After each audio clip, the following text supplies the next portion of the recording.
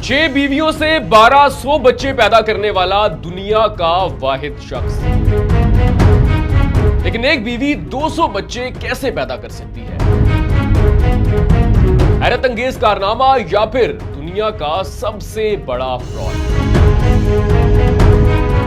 नाज़रीन, इस दुनिया के बारे में कहा जाता है कि ये अजीब चीजों तमाशों से भरी हुई है, लेकिन एक शख्स ने एक ऐसा कारनामा सर अंजाम दिया जो कि शायद ही इंसान की तारीख में आज तक किसी ने सर अंजाम दिया हो या फिर रहती दुनिया तक कोई ये कारनामा सर अंजाम दे सके। नाज़रीन, ये कारनामा सर अंजाम दिया है कुवैत के एक शख्स ने, लेकिन इसके बारे में आगे की कहानी जब आप जानेंगे तो आपको मालूम होगा क्या ये कारनामा था, मुआजिज़ा था या फिर दुनिया की तारीख का सबसे बड़ा फ्रॉड था।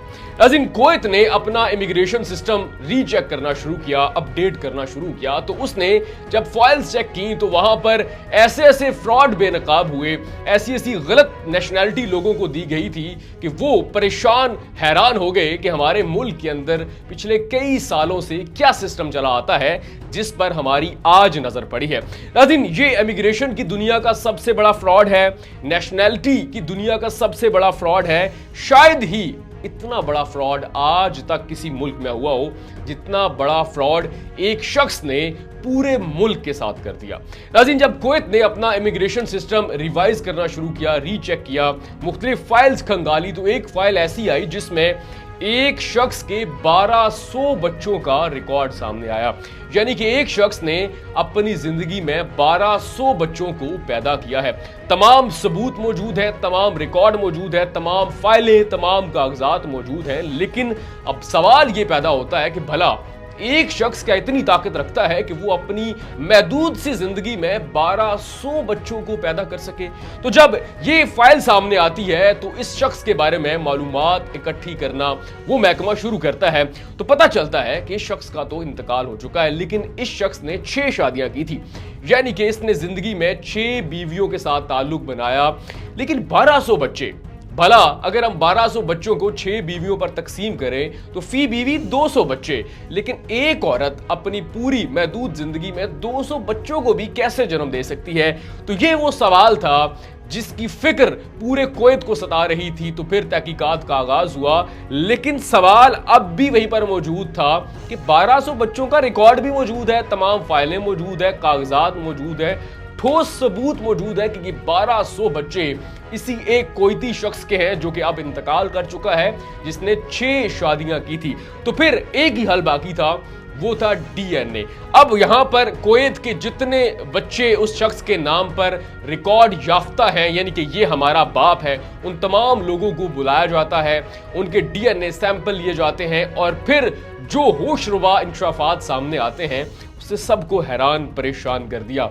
जब डीएनए रिपोर्ट सामने आती है तो इब्तिदा में 978 अफराद को अपनी नेशनैलिटी वापस करना पड़ती है या फिर कुवैत की गवर्नमेंट उनसे नेशनैलिटी वापस लेती है। ये 978 वही अफराद हैं जिन्होंने डिक्लेयर किया था कि ये शख्स हमारा बाप है।